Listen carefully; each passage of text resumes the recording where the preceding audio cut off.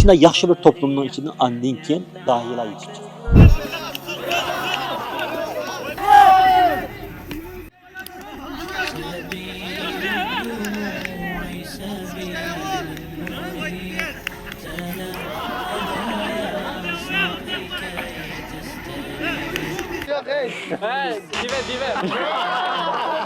Yaxşı iş bilish uchun nima bo'lish kerak? İslamda so'zlangan, islom zikr qilingan ish bo'lish kerak.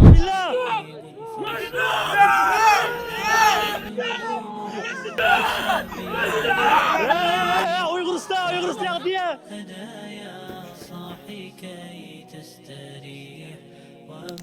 Allah Taala bizni jamoat bo'lishga, birga kelishga, qarindosh bo'lishga va ashunda bo'la olgan chaqda ularga nusrat tushirganligini deganligi uchun biz tishimizni tishlab, kibrimizni sindirib, o'zimizdan kichik bo'lsin uni birodarimizdan quchoqlab, yaxshi ko'rib suyib, ma'nimiz oxirigacha, lekin yolg'iz qasam bo'ynida voz kechmaydi.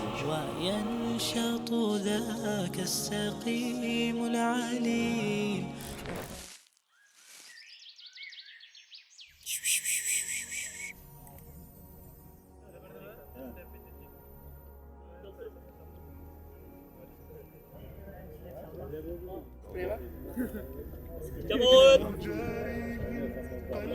Son alt qadam turdi.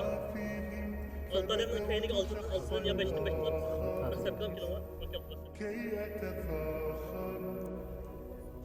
وظننت أنا أني بك فوجدت أني خاسر. Abdurrahim'den sepine alt kılana. Tuttı hem kıldı.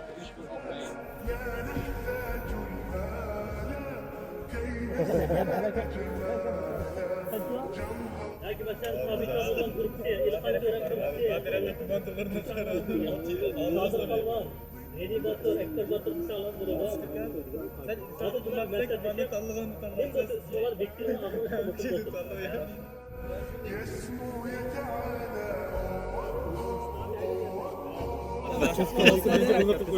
Ciğer çöküdü Allah. Şuna da kağıtlı silah kılamışsın ciğer. Çıkılır ya. Yaş karanla. Aşı baştan tatip uzanların ismini bir çıng devitinler, nem dep nam koydunlar. Ha. Ya tutamam, bana gap, ya ma. Ya, mala abimler de ortak kararı kelip. Ya mama inanmazsınız. Uygurca cinim qarindoshlar. Ben dedim hem Uygurca olsa hem milletin kanına girmeyin. Ya tuta. Ya qarala. Hammalar birlik kelyapti. Sabuttamullam komandosi qilayapsiz. Qayta bir. Sa qayta tuz kamandan maslahatishib, ha. Tuta olib yana bir maslahat fursat beraylik. Ay Mustafa bo'lganda amal yo'q, qanaqa qilsa. Darsdan aytib bo'lsa emasmi bu?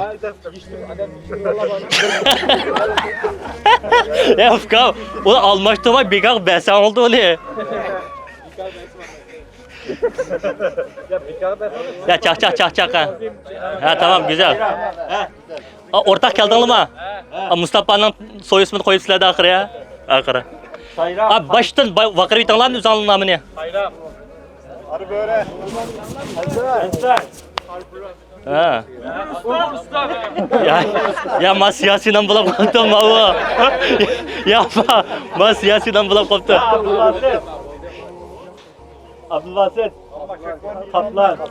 Kökböre. Ha güzel. Kaplan, kökböre, Uygur'dan, kargolan, karböre, alıp Antalya, Sayıram. Bundan sonra meydandan tespit kılmam sen. Mama çıka meydanın sırtıga. Ya grup başlıkları mahkinalar. Grup başlıkları ya. Ansar. Kana neyim kılsılar? Buna çıkaramsılar ya. Şaşı şoplet. 3.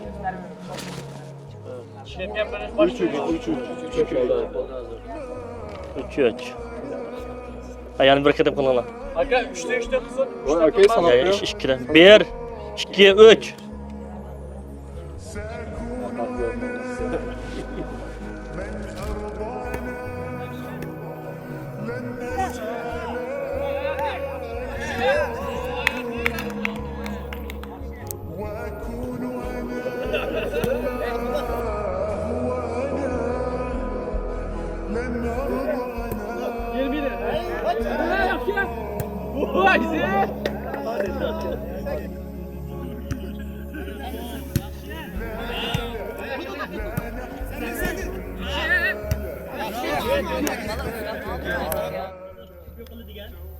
Ama başka gruplara itiraz varken biz onu tecrübe kılışımız bunları mı fakat yapmamız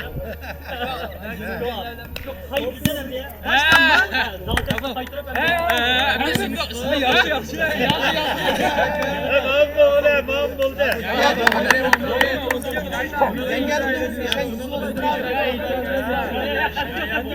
Ya bizi şey gibi açacak.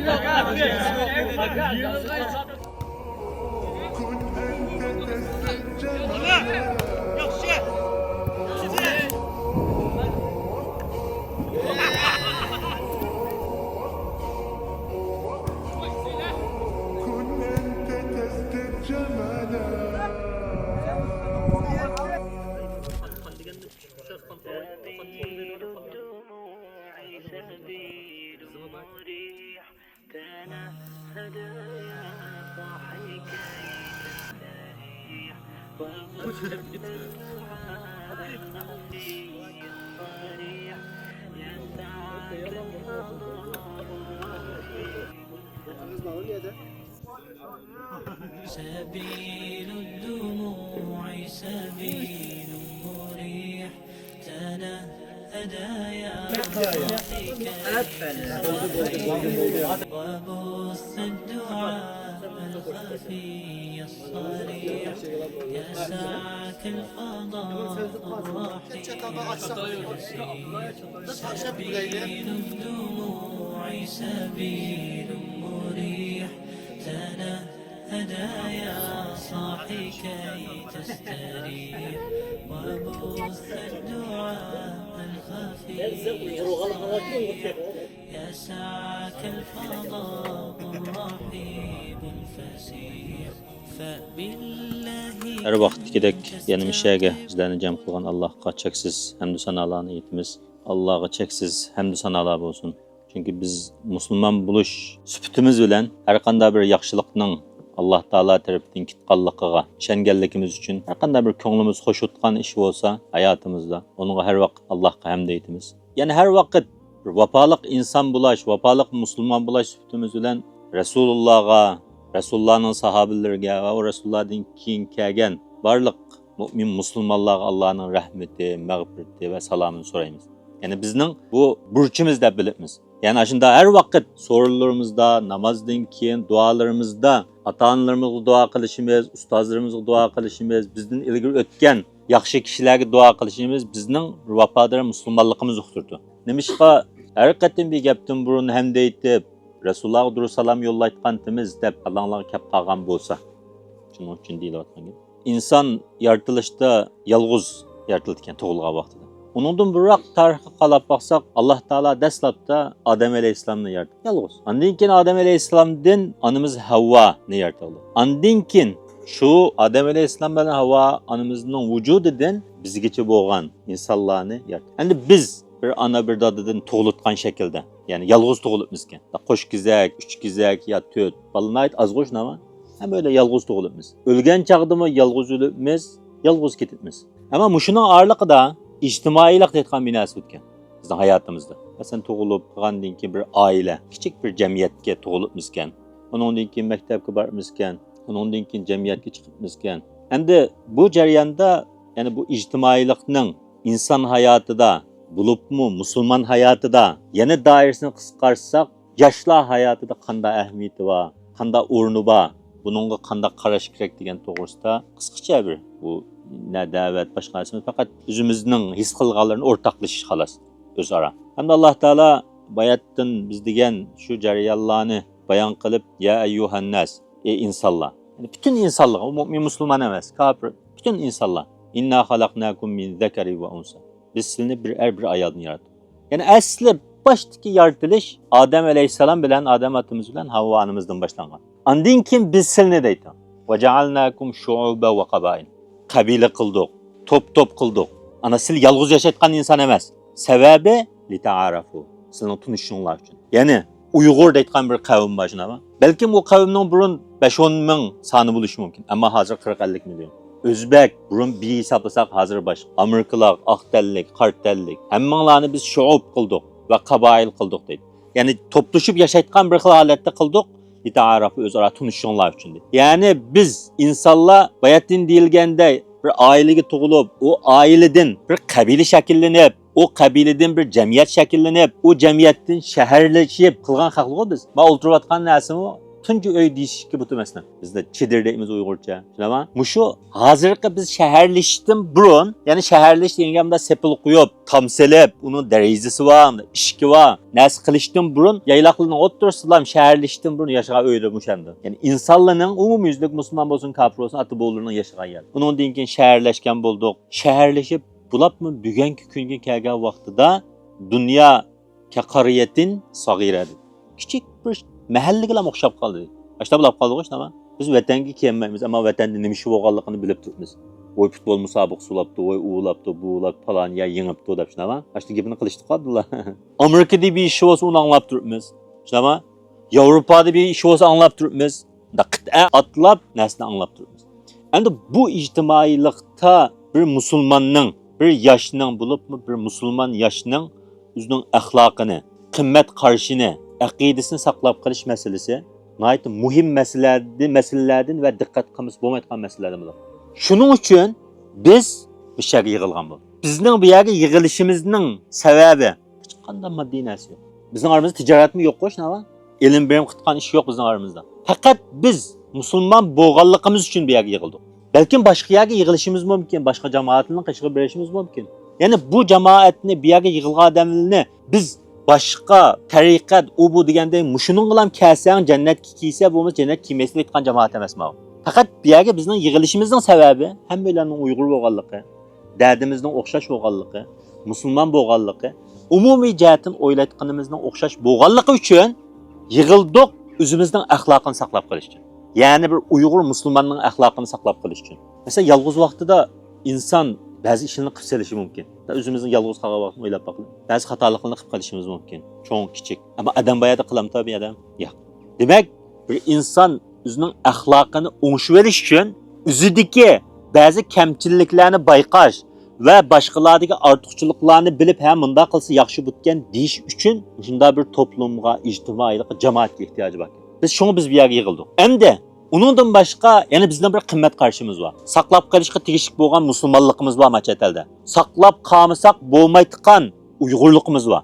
Ma yoshligimizni ahamiyatli ishlar bilan o'tkazish uchun yoshligimizning qadr-qimmatini bilib, bizlarga davomli shu yoshlikning qimmatini, iymonning nimalik ekanligini asl tutgan, ham suhbat o'tgan qarindoshlik ehtiyojimiz bor. Shuning uchun bu yerga yig'ildik. Alloh razı olsun hammalardan vaqtimizni chiqarib, ya'ni vaqt ichidan chaqiriqimizni ijobat qilib, kelib, o'ltirib, ham suhbat ulab kelyapmiz.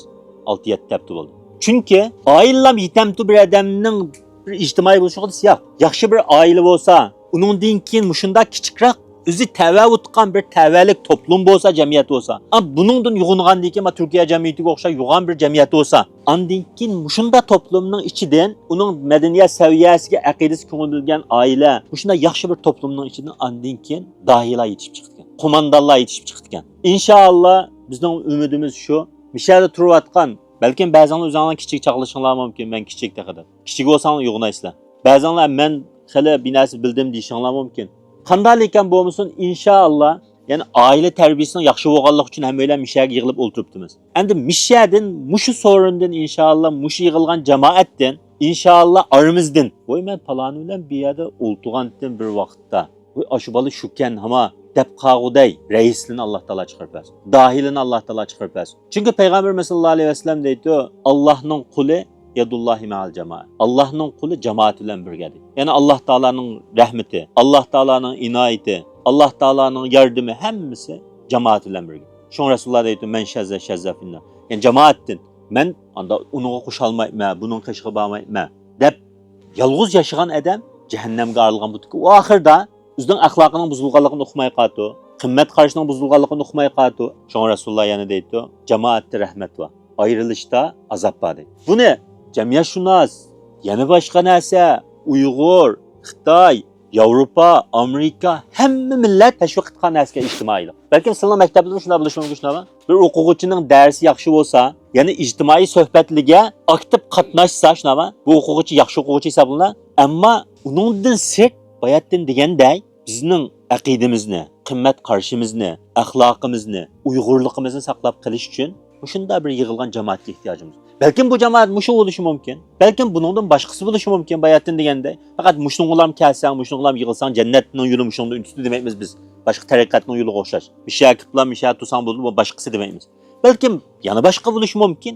Ammo demakchi bo'lgan gap mushunda yig'ilishga aktiv yig'ilsak, mushunda yig'ilishlar bo'lsa, yig'ilishlarga aktiv qatnashsak, u yerda bayatdan deyilganda biz o'zimizning axloqini texmo yükseltire alayimizken, özümüzdeki kamchiliklarni his qila alayimizken, boshqalarda bir ortiqchilikni ko'rsak, ha, asli mundakan deb uni his qila alayimizken. Ko'rdik qo'shnama, hammalar guruhi bilan top o'ynadik, 6dan 7dan bo'lib. Nayt qizidi. Ha, debdik, do'stlarni saldik, tizdik, bisimiz kebab o'tkazdik, bisimiz kebab pishirdik. Nayt xushallarlik bo'ldi qo'shnama. Ya'ni bu yerda bir hamkorlikni o'rganibmizken. Chunki bu hayot hamkorlikdan iboratkan. Bu hayotning bo'libmi yosh vaqtlar, mushuning o'zimizni ko'ndirib, axloqimizni mushuni o'zlashtirib, ya'ni yavoyi bo'lib qolmay, işte ijtimoiylik o'zimizni ko'ndagandan keyin, bundan keyinki, mayli tijorat hayotimiz bo'lsin, mayli xizmat hayotimiz bo'lsin, balki yuksak o'qish hayotimiz bo'lsin, bundan keyinki hamma hayotimizga ta'sir qilgan.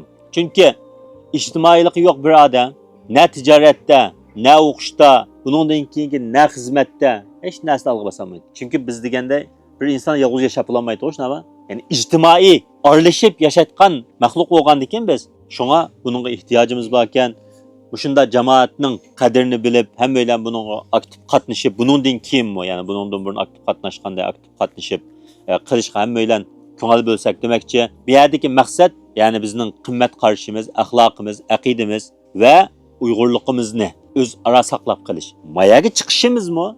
Bayıda ötkende. Yani tek mi? İçtimaileşiş. Mesela ayada olursak, bazılarından küreştik, bazılarından küreşsiz kaldık. Çıkat. Ama meyada grup olduk ama tunuştuk. Da qarab ha palanı mındarak balıken, ya ki aktifken, ya ki topni yaxşı oynayalayken de bisimizni tunugan bulduk.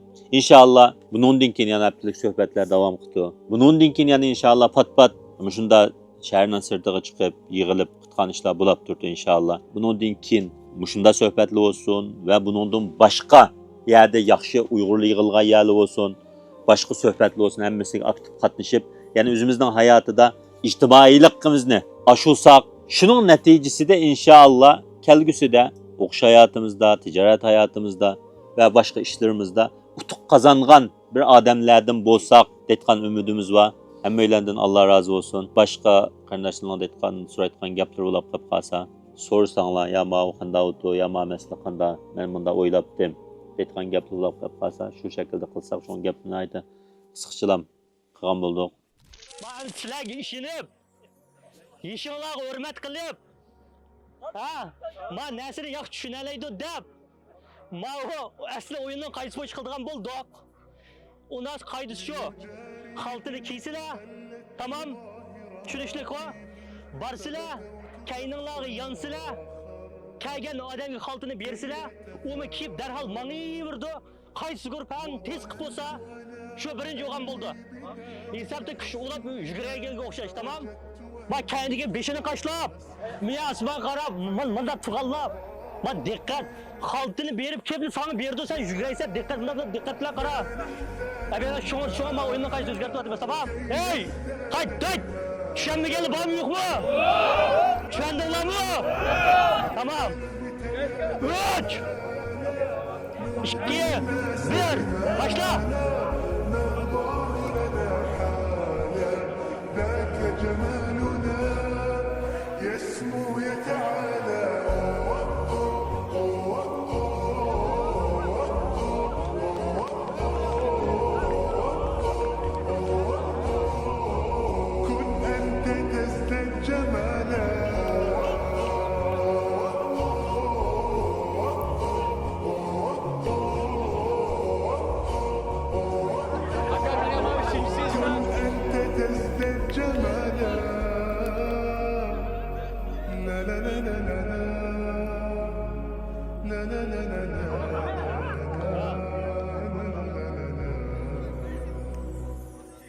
أتقبلهم الناس لست أقلدهم إلا بما يرضيني كي أرضيني سأكون أنا مثلي تماما هذا أنا فقناعتي تكفيني ذاك يقيني لا لا لا نحتاج المال كي نزداد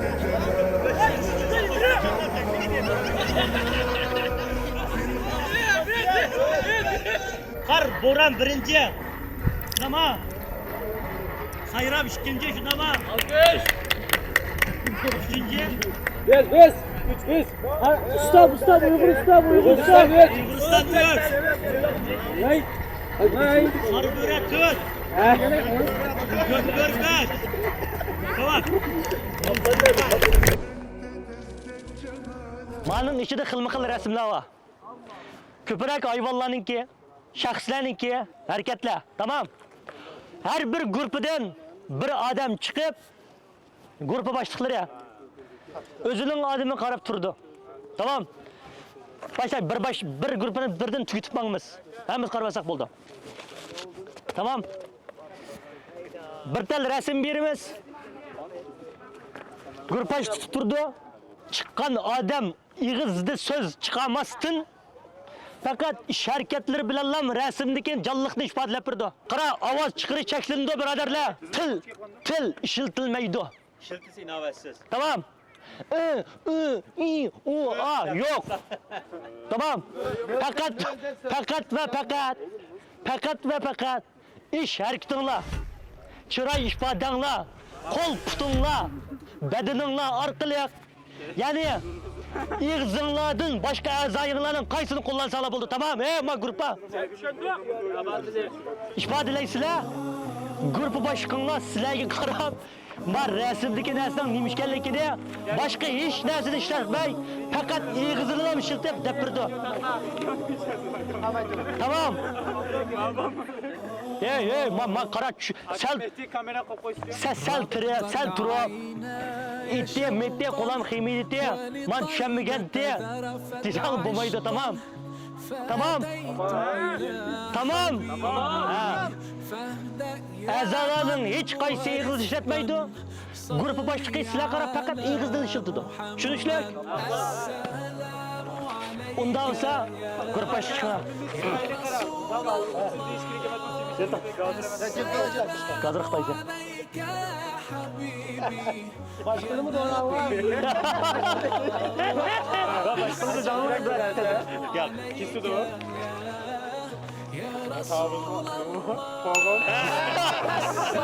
Bir başkanı. Ne çok değil? En akıksı. Ulan ben takım. Çok garip var. Tamam ya, çavak.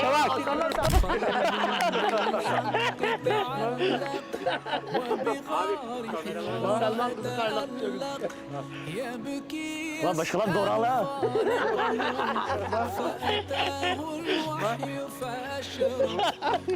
Ama hayvan olur. Ya bunun 30 kıya bir unut bak. Man tapamıdı. Türkçe. Test. Derken emmala doğralı iken. Emmala doğralı. Doktor. Ya böyle kılıyor.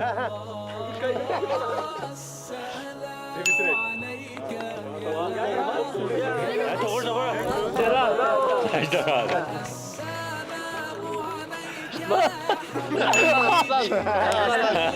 Ya mamma oy garcı yakalalar. Şırma yol atma. Avazı yok Dive. At. Amma başkası olduk ya. Akı kıbrısı.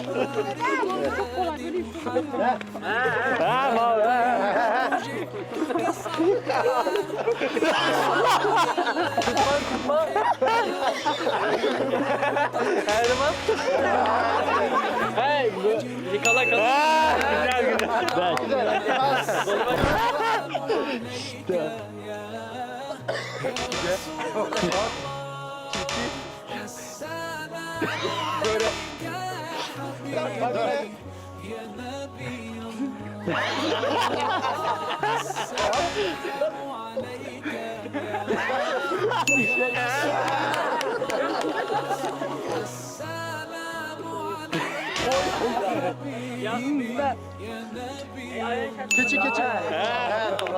Üçke Uygurçası ya.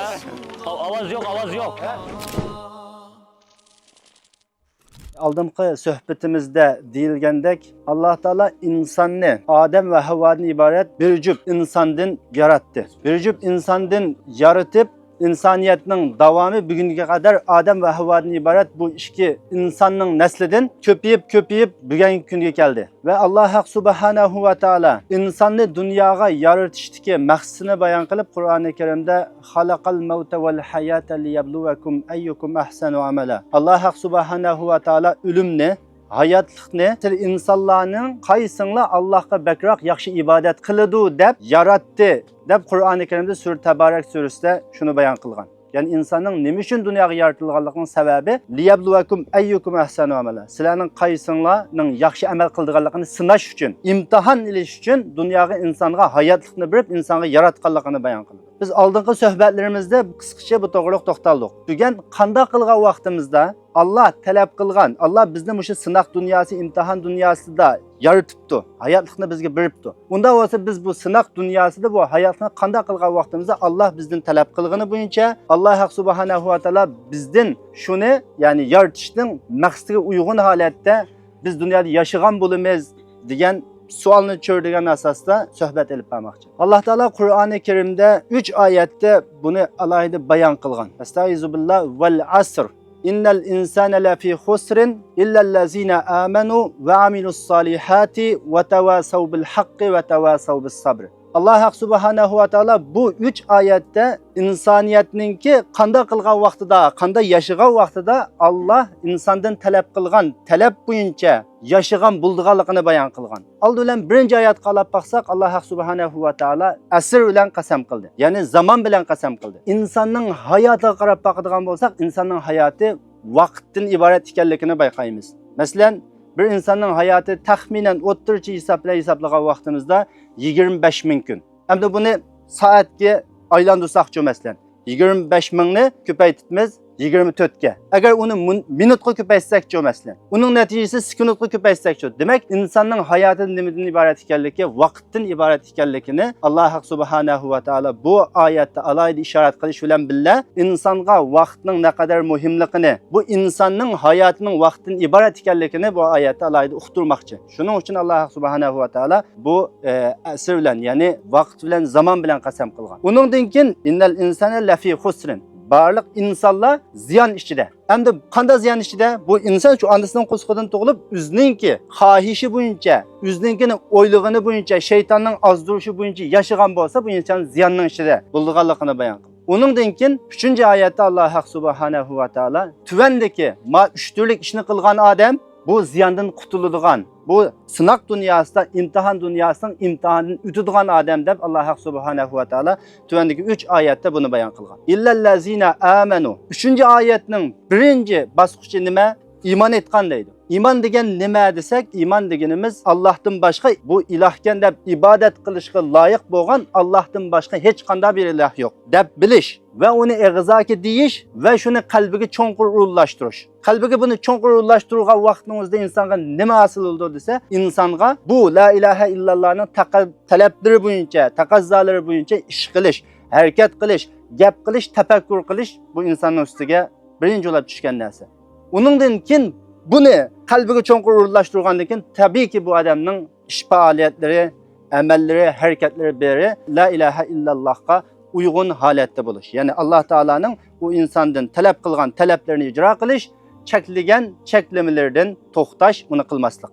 La ilaha illallohning keyinda nimasi? Muhammadur Rasululloh. Ya'ni Muhammadur Rasululloh degan nima desa, Allohning bandasi va payg'ambari deb bilish. Bu nima degan gap desa, ya'ni Muhammad alayhissalom yaratilish e'tibori bilan, ya'ni dunyoga kelish e'tibori bilan sizlarga bizga o'xshash bir inson. Yeydi, ichidi, kishilar bilan birga hayot kechirdi, to'y qiladi. Bu tarafi bizga o'xshaydigan bir inson payg'ambar alayhissalom. Ammo buningki alohida bir vazifasi bor. alohida bir sifati bor buningki. Ikkinchisi nima desa, Rasululloh, Allohning elchisi. Ya'ni zimin bilan osmonning o'ttirisida elchilik vazifasini o'taydigan zot. Alloh taolaning biz insonlardan talab qilgan talablarini biz insonlarning tili bilan biz insonlar tushunadigan shaklda bayon qilib beradigan zot. Alloh taolaning bizdan cheklagan cheklamalarini Alloh taoladan elib bizga biz tushunalaydigan, bilalaydigan shaklda bizga tushundiradigan zot, bayon qiladigan zot. Shuning uchun biz payg'ambar alayhissalomning qilgan so'zlarini, ish harakatlarini va uningdan boshqa payg'ambar alayhissalom ba'zi so'riningizda sahobalarning qilgan gaplariga payg'ambar alayhissalom bu xato bo'ldi yo to'g'ri bo'lmadi demasdan sukut qilgan sukutlarni sunnat deymiz va uni ijro qilamiz. Hayotimizga tatbiqlash uchun tirishimiz. Nima uchun? Alloh subhanahu va taolo payg'ambar alayhissalomning qilgan har bir so'zini havoyi havasdan emas, o'zining o'ylamasdan deb sağanlıqdan emas, balki Alloh subhanahu va taolo tarafdan vahiy ekanligini Qur'oni Karimda bayon qilib, "Va ma yantiqu anil hawa in huwa illa vahyu yuha" deydi. Bu payg'ambar Muhammad alayhissalom o'zining havoyi havasdan so'zlamaydi. Biz so'zlasak o'ylamasdan, tafakkur qilmasdan so'zlab solamiz. Yoki bir ishning oqibatini, to'g'ri xatoligini surishtirmasdan yoki uni uqmasdan so'zlab qilishimiz mumkin inson bo'lish sifatimiz bilan. Ammo payg'ambar alayhissalomning og'zidan chiqqan har bir so'zi, har bir gapi hammasi nima desa vahiy. Ya'ni Alloh subhanahu va taolo tarafdan uningga bildirilgan vahiy bilan so'zlaydi. Bizning kallasiga kelgani bo'yicha emas, xiyoli bo'yicha emas. Shuning uchun biz payg'ambar alayhissalomning sunnatlarini nima qilmaymiz? Hayotimizda tatbiqlaymiz. U bizga vahiy bo'lganlik uchun. Shunga ulamolar deydi, vahiy ikki turlik vahiy deydi. Birisi Qur'oni Karim, labzi, ma'nosi Alloh subhanahu va taoladan nozil bo'lgan kitob Qur'oni Karim. Ikkinchi vahiy nima desa sunnat. Buning Alloh taolo tarafdan vahiy Allah tarafından Peygamber Aleyhisselam'a nazil bo'lgan, Peygamber Aleyhisselam uni o'zining, ya'ni insoniy tilga aylantirib bizga so'zlab bergan, tushuntirib bergan bizga. Shunga sunnat nima desa, sunnat degan Qur'onning uchuqlamasi, sharhisi, izohati deymiz Uyg'ur tilida. Nima uchun? Chunki Alloh subhanahu va taolo Qur'oni Karimni nazil qildi. Bu nazil qilgan Qur'oni Karimni tushuntiradigan, buni so'zlaydigan bir payg'ambarni bilayapti. Bizga o'xshash insondan yeydigan, ichadigan, ko'shilardan mangadigan, to'y qiladigan bunda inson qilib yaratdi. Demek bir insan la ilahe illallah Muhammedur Resulullah'ni eg'izaki deb, uning ma'nolarini tushunib, qalbiga cho'nqur urlashtirib, uning talab taqozzolari bilan ish harakat qilishning o'zi nima butgan? Iymon butgan. Demek bir insan ziyondan, mana shu dunyoda, hayoti dunyoda bu sinoq dunyosining imtihonidan o'tay desa, birinchi ulab qilishga tegishlik ish, biz o'tash tegishlik birinchi shart nima ekan? Nima ekan? Iymon etish. Bir inson iymon etgandan keyin Alloh subhanahu va taoloning dunyoga yaratganlik maqsadiga uyg'un holatda birinchi qadamni olgan bo'ldi. Uningdan keyin Alloh subhanahu va taolo va amilus solihat, ya'ni yaxshi amallarni, yaxshi ishlarni qilgan kishilar deydi. Yaxshi ishlarni qilgan. Ya'ni bu yaxshi ishlar qanday bo'ldi desa, Alloh ko'rsatgan ko'rsatma bo'yicha, uning payg'ambari bizga hayoti dunyoda ko'rsatgan ko'rsatma bo'yicha ish qilgan, ya'ni harakat qilgan, ish qilgan odamni, yaxshi ish qilgan odam deymiz. Shuning uchun biz har vaqt deymizki, islomning prinsiplaridan bir prinsip, bir ibodatningki, ibodat bo'lish uchun shart nima desa, uning chuqum Qur'onga va sunnatga uyg'un bo'lishi deymiz. Agar har qanday bir ibodat o'tgan, u Qur'onga, sunnatga uyg'un kelmayotgan, ya Qur'on sunnatda so'zlanmagan ibodat o'tgan, u mardud. Ya'ni u cheklanib biz unda ibodatdan uni bid'at deymiz, yoki u islomdan bo'lmagan bir ibodat. Chuqum ibodat bo'lish uchun nima bo'lish kerak? Yaxshi ish bo'lish uchun nima bo'lish kerak? Islomda so'zlangan, islom zikr qilingan ish bo'lish kerak.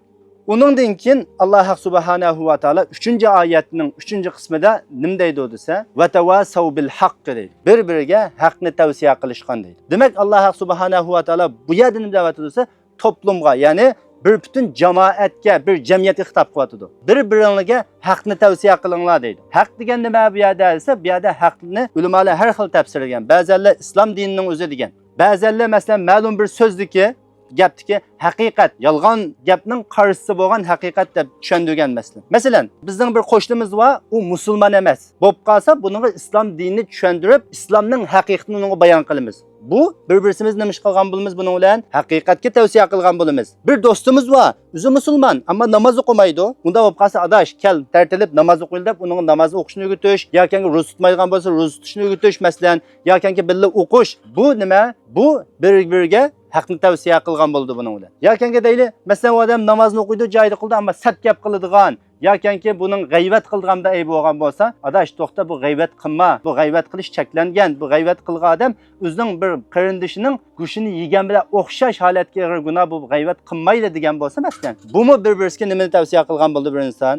Haqni tavsiya qilishgan bo'ldi. Ya'ni bu haqiqatningmi yuqurchaki musulmon bo'lmagan bir odamni islomga kirishib olgan bo'lsa, buning eng tuvanchaki nima qilish? Bir qarindishiga xato ishdan birini ko'rsa, "Hay, meni qilmagan bu xato ish, to'g'ri ishdan birini ko'rgan bo'lsa, "Ma to'g'ri ish, meni qilayli" deyishning o'zimi bir-birini haqni tavsiya qilishgan bo'ldi. Uning keyindan 3-oyatning 4-qismi nima desa, "Va tavasav bis sabr." Ya'ni bir-biriga sabrni tavsiya qilishgan deydi. Ya'ni bu nima desa, jamiyatga xitob qilyapti Alloh taolo bu yerda. Bir to'plumga, bir jamiyatga xitob qilib. Nima deb? Ya'ni bir-biriga sabrni tavsiya qilishgan kishilarmi bu hayotlikning imtihonini o'tab, oxiratda utuq qozonadigan, nijot qozonadigan odamlarning qatorini bo'lalaydi demakchi. Endi bu sabrni tavsiya qilish qanday bo'ldisi, sabrni tavsiya qilish agar bu bir musulmon bo'lib bo'lgan odam bo'lib qolsa, ibodatning qiyinchiliklari bo'ldi. Nihoyat qattiq hirib ketgan vaqtingda masalan tarat elib namoz o'qish xo'sh yoqmay yetib uyqung kelib qolishi mumkin. Bu vaqtda sen ibodatning qiyinchiliklariga sabr qila olishing yoki qarindishingni keladash tarat al, billa namoz o'qiyli deya olishingning o'zi uni sabrga tavsiya qiladi. Ya'ni ibodatning qiyinchiligiga sabr qilishni tavsiya qilganing bo'ldi. Masalan, havo sovuq deydi, sovuq vaqtda masalan issiq su yo'q, sovuq suvda tartalishga udul kelib qoldi. Qanday qilamiz? Bu vaqtda masalan qarindishimiz adash tarat al, Alloh ajringni bersin, yo savobingni ziyoda qilsin. Tarat al, namoz o'qiyli degan bo'lsa masalan, bu odam shu ibodatning qiyinchiliklariga sabr qila olgan bo'lsa, bu yerda bu nima? Bir-biriga sabrni tavsiya qilishgan bo'ldi masalan. Uningdan boshqa diniy tarafdan masalan bir odam musulmonkan, musulmon bo'lmagan odam tarafdan masalan bizning bugun vatanimizda shunday bo'lyapti masalan. Ota-onalarimiz bir musulmon bo'lganligi uchun, urug' tuqqanlarimiz musulmon bo'lganligi uchun kofirlarning zulmini chekyapti. Agar u musulmon bo'lmagan bo'lsa, kofirlarga o'xshash Xitoylashib ketgan bo'lsa masalan, Xitoyga aylanib ketgan bo'lsa, balkim bu azoblarni, bu qiyinchiliklarni chekmasligi mumkindi. Ama ular şu azapni, şu turmalarga 10 yıl, 15 yıl, 20 yıl öyküslep, şu turmalarning ishidimi ibodat qilg'ili qo'yilmasdan, bu yerda tuturilishningki, bu yerda nazarband qilinishninki, bu yerda qiyin qistoq, bu yerda azob qilinishning sababi nima desa, buning musulmon bo'lganligi. Bu vaqtda bularga nisbatan nima bo'lishi mumkin? Do'stlar bir-biriga musulmon bo'lganlik uchun chekkan shu aziyatga sabr qilish. Bunga sabr qilayli biz musulmon bo'lganligimiz deb islomdan yanmasdan, shu islomni ching turib, şu xabalı qiyinchiliklarga sabr qilganligining o'zi Alloh subhanahu va taolaning digini bo'yicha nazarda hayotid dunyo imtihonidan o'tashninki sabablaridan bir sabab bo'lishi mumkin. Oxirida deydigimiz qarindoshlarimizning hammasiga yaxshi ish qilishni va bir-biriga sabrni tavsiya qilishni va bir-biriga haqni tavsiya qilishni Alloh subhanahu va taoladan so'rayman. Va oxiru da'vana alhamdulillahi robbil alamin. Qani guruhi başçılar kulağını götüre. En aldığı çıkanlar. Kayını götür, kayını öte. Ma. Men taşlap ketimez. Ma Türkler turdu. Uygurga vekillik kılısılar. Uygurlar mı turdu? Izbasarlarga, Safa köyünün Uygurlarga vekillik kılısılar. Ketkendekin yani yaxşı ki olan kızı yaxşıdı. Acaba bak kız balıken yaxşı balıken dua kızı yaxşıdı. Bak gülü nereden gelgen bir gülüdü bu. Disi yaxşı mı ya? Sen de anlayak, sapalayak bulup qaysi gruplar, qaysi grup? Tayyama sayram. 3 2 1 bismillah.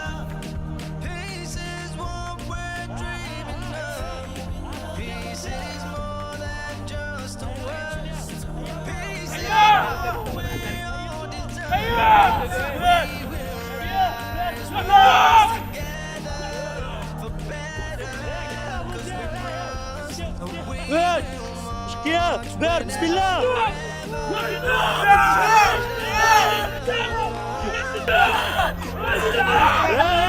Uyguristan diye. Ya çavak ya çavak. Tayammu. Üç, iki, bir. Ya. Az kaldı ya. Az kaldı ya. Çavak ya çavak. Tapsal diye. Ya. Bak Uyguristan kayıt kikin ala. Ya bir tat şiitala. Sizlerge meydan okuvatıdı. Karbura tayyabu. Ayakçı! Uyguristan tayyar mı? Üç, iki, bir, bismillah!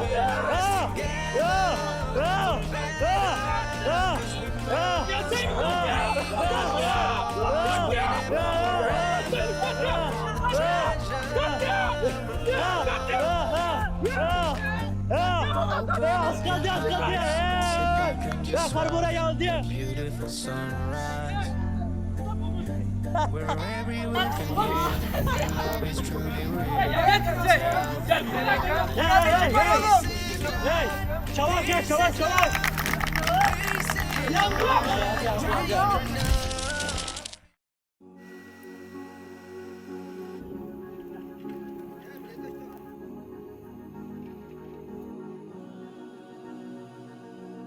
Sometimes we fall into darkness and we lose hope. It gets harder to cope when pain is all that we harness. It stays in our soul. It gets hard to let go. Oh Allah, please give us patience, for you're the only one who truly knows. يا الله قوي إيماني إني في الظلام وأنت الرحمن أرجو منك الأماني وهبت الكلام دعاء السلام. Some wounds take longer to heal when ease hasn't set and hearts are full of regret. Allahu Ekber. Allahu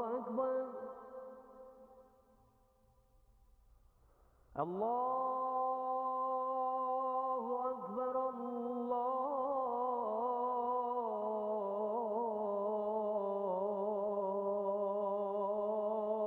Ekber.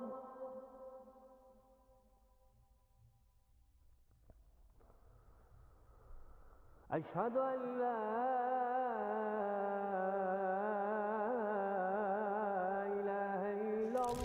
Ko'ksimdan biraz to'g'rilab beradilar. Ma anda desam ekan, ma desam ekan emas. Hammamizdan his tuyg'usi bor. Qarab, tabii to'g'rilab, unda jiddiy, cho'ng, zodi bunda deb o'ylab olmay, tabii hammamizda oddiy o'simi. Tushlik o'simda bir tuyg'urimiz bor. Hammamiz bir inson o'zimizdan hislari bor. Bizning ochiqimiz keldi, bizning xo'shalligimiz har birimiz. Har birimizning bunda o'ziga xos, ayrim mustaqil hayotimiz bor. Bormi, yo'qmi? Bor. Xudo qilsak ochiqimiz kelar. Bir ham masalalar qarata o'zimizdan bir o'ylaymiz, tafakkur qilamiz. Ota-onamiz olsun bundarak qildi, mushta qilaveramdi, o'qiydaveramdi, ma'lum telefon yapamandi, undaq tafakkur qilamiz-ku. Hammamizda bir mustaqil tafakkur shakllanib bo'ladi yoki bo'ldi. Birisi uning uchun o'ylab hamisi, birisi uning uchun gapib hamisi, birisi uning uchun deb hamisi deyiladigan holatda-ku. Ifodalash shaklimiz ojizlik bo'lishi mumkin. Bu nima? Mushunda ijtimoiy so'rovlarga ko'p qatnashmaganlikda odam boyadi tatinib qoladigan, hijilib qoladigan, ya day deb qolsa nurg'un narsa o'ylagan bo'lsa, gapni boshilishi qilib qo'p-qo'rg'ov ketgan ahvol tabiiy. O bizning boshda bo'lgan, bizning boshda o'tgan. Maqsad nima? Shu bolalar mushta so'rovlar o'zining fikrini deyalisin, o'zining mustaqil bir qarashi shakllansin. Boshqa yaldimi o'zi to'g'ri deb bilganni, mayli o'zining do'stlarining orasida bo'lsin, mayli o'zi bundan yashaydigan oilasida bo'lsin, mayli o'zi yashaydigan jamiyatda bo'lsin, va o'zining fikrini maydonda bildirib mustaqil yashay oladigan, boshqalarning uchun yashab turadigan, boshqalarning uchun deb turadigan, boshqalarning uchun o'ylab turadigan emas, mustaqil qimmat qarashiga ega bo'lgan bolalar bo'lsin deyish maqsadning eng muhimlaridan birisi. Jilib o'tirishdan. Chunki bunda gap qilgan chaqda oddiy ifodalab qilishimiz mumkin. Ba'zida gapni oxirini tushirmasligimiz mumkin, lekin qarab his qilamiz uning ichki dunyosini, gapning boshlanishi, ko'zning ichidagi tuyg'u, o yuz ifodasining shakli, o ro'yi holatidan biz uni nim demoqchi bo'lgan ifoda qilamiz, lekin bara-bara bu taraqqiy qiladi. Mana muhim narsa. Chunki o'zimizdan bir fikrni salmon o'ylaganlarimizda da bir deyish zaruriyati bor. O'zimiz bu taraqqiy qildirib, o'zimizdan chiqish, bu yerda adam degandek o hech kim ayblamaydi, hech kim tuvan ko'rmaydi, hech kim masxara qilmaydi, hech kim kulmaydi. Ko'rishi mumkin masxara qiliq emas. Yaqin ko'kalikimiz uchun bir-birimizga bo'lgan xursandligimiz. O'lim o'yim yani u. Mushu ham chiniqishdan bir fursati bu. Biza so'rovlar gap qilib, fikrimizni bildirib, o'ylashib, o'rtaq bir tushuncha hosil qilib, ham qirdoshligimizni ham chiqib aytadiganliklardan birisi, ham bir-birimizni mukammallashtiramiz shu. Shunda har birimizdan qilishimiz va o'ylagan narsalarni Bunday aka, Ben kol götürüp oldum. Başta Abdullah mı diye ondan sonra Abdullah başlayalım. Neyle Abdullah yaparız. Teşekkür kör şeyle. Babalımız geldi. Birisiniz bıçak. Estağfurullah. Aga bugün en başta ecir etken emmonglardan Allah razı olsun. Siz Osman Caka, Misa Caka, aşpezlerimiz emmonglardan Allah razı olsun. 10 yaş. Bugün şunda bereketlik etdi. Etdigende çıkan dikene. Hem de peşim oldum abi, hem de esir oldum deb bir monçayım oldu. Hem de yaxşı fikir oldu aka. Yaxşı oyunlarını oynab, tertiplik. Namazlarımızın vaqtida o'qib ne qildik. Mush fikrni chiqargan emmonglardan Allah razı olsun. Bugün bilen to'g'riliq bir qusur yo'q aka. Mencha hammasi bek tez oldu. O'shanchalik. Sel. Ne yaptık fark? Tıkan sayı. Bravo. Makamda Abdullah degandek emmonglarni ecir o'tgan emmonglarga rahmat. Aşpazlarimizga, akıllarimizga, o'ynab berganlarga, hammanglarga. O'ynayamaganlarni mayli. Hammanglarning qo'llariga sog'liq. Hamda mana shunda chiroyli o'tin o'chib o'tirmancha namozlarimiz hammasini vaqti-vaqtida qilishimiz, birlikda shu qarindoshligimizni kuchlantirishimiz balkim shu jihatlardan hammasida chiroyli o'chib o'tdi. Mening balkim eksiklik emas, bu o'sida yaxshi bo'larmiki deganim bilmasam Uyg'urcha muzikalarni qo'yib beramiz. Uyg'urcha narsani ham bo'lsak-mi balkim hammamiz hayot o'rgan cho'ng bo'ldik, hamda bir yoshdan keyin meniki bo'lmasa boshqa birsida bo'lmasa ham bir to'ylarda o'ynashimiz kerak. Bundan yani sürdürüşümüz gerek hemimizin geleneklerinden, kültürümüzden bir partisi. Şunlarını belki imtihanda göz aldıra tutsak belki imtihana yaxşı bo'lar ki. Bravo, alkış. Bir nokta, mesela biz tayyorlik qilgan narsa, mesela Uyg'urlarning tarixidan, mashhur shaxslardan, Uyg'urlarning palvonlaridan, shoirlardan, adiblardan, dağınıklar kim o, hatta maaldiki kim o, batırlarımız kim o, palvonlarimiz kim o, mesela maaş yerini kim yazgan deb bir koblitin degan o'xshash nurg'un savollar botdi. Men kirib shuni maslahatishib qoldik, men qilamdik, qilmamdik deb. Ya'ni sizlarni o'ylab ham buzrab ketdi, bolalarga maktab berish mumkin. Charchab ketdi, buni qilib qo'yamidik inshaalloh. Vaqt yer bersam da naqsul masalasini ham uni yana Onu bir diyelim için bakayım. Ona bir ayırım oynayamiz. Oynaylik. Suyağında oynamız. İnşallah. Unda olsa menmi aldı bilen hammanglarga bir rahmat aytishdan boshlayman. Chunki hammamizning qo'lda telefon bor. Shundoq bo'lganligi uchun aramizda baldur yotadiganlar bek oz. Kesh yotganligimiz uchun atdiganlikka turishimiz bek qiyin. Bo'libmi mana shunday dam olish kunlarda. Ana mana shunday kunlarda Başak shahardan kelganlar bor, Jizbog'dan kelganlar bor, Zaytunburundan kelganlar bor, Safaga o'zing o'tirib chiqqanlar bor, Silimposhdan kelganlar bor. Har yerdan kelganlar bor. Hem de et degan qo'pib, vaqtida chiqib degan vaqtda asosiy kelib bo'ldi bolalar. 8-dan 12 ise chiqib, 8-7 asosiy bolalar to'liq, hammasi qatnashman degan bolalar keldi. Bu oson emas. Balkim cho'ng ish bo'lmasi mumkin, lekin oddiy ish emas. Chunki sizlar bizga rahmat deyishinglar mumkin. Bunchalik qilibdi deydi. Bizlarmi sizlarga tashakkur bildirishga, rahmat aytishga ehtiyoj tarafimiz nima desa, sizlar bizning taklifimizga bizning chaqiriqimizga ovoz qo'shmasanglar, vaqtga rioya qilmasanglar, bir şey ki biz o'rinlashtirgan programmalarga, faoliyatga aktiv ovoz qo'shib, qizg'in bizdan billa mushu kayfiyatni shakllantirmasanglar, bizning ishlarimizmi mana shunday balkim sizlar yaxshi oldi deydigan bir yaxshi natija bo'lmaydi. Ya'ni bu hargiz bir taraf narsa emas bu. Ba'zida azroq kuch chiqarish mumkin, ba'zida ko'proq badal bo'lish mumkin. Lekin bu kollektivning ishi hammamizdan kuch bilan bo'ladi. Hammamizdan qurbon berish bilan bo'ladi. Shu anda birinchidan Allohning rahmati bilan bir şey bir to'liq qatnashib, faoliyatlarimizni ba'zilar kam qolgan bo'lsa-mu, lekin balasiz, qazosiz, ko'ngilli holatda, ziyon zahmatdan xoli holda tugitib, qilganligimiz uchun Alloh subhanahu va taolo cheksiz hamdona aytamiz va undan boshqa sizlarga ko'p rahmatimizni va tashakkurimizni bildiramiz. Alloh subhanahu va taolo bundan keyin bir-birimizning chaqiriqqa qizg'in ovoz qo'shadigan, texmo bir-birimizga bo'lgan muhabbatimizni kuchaytirib, oramizdagi bu ulfatlikni, qarindoshlikni, do'stlikni, akuflikni chingaytib berishini ham Allohdan ümit qilamiz, so'raymiz. İkinciden yaxshi bo'ldi deyishimiz mumkin. Voy zodi bek güzel bo'pti deyishimiz mumkin.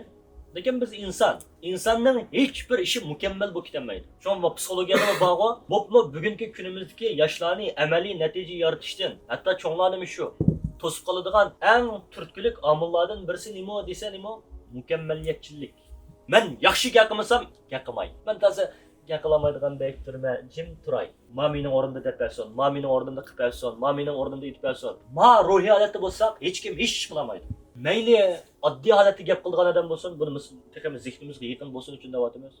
Mayli bulbulday sayrab, naiti natık adam bo'lsin, uning boshlanishimiz shu ana deb hech bir harfni chiqaramay yig'lashdan boshlanmoqda. Uni oddiy gap qilib turgan edi. Masalan, oshpazdagi rahmat etdinglar. Men xursand bo'ldim. Va qilan ufqam desam tamom aka qilayli deb oldi. Bular oshpaz emas, 10-20 yillik tajribasi yo'q. Ya bunday 30-40 odamga oshit boqmoqlik bilan. Lekin mas'uliyatni ustiga olibdi.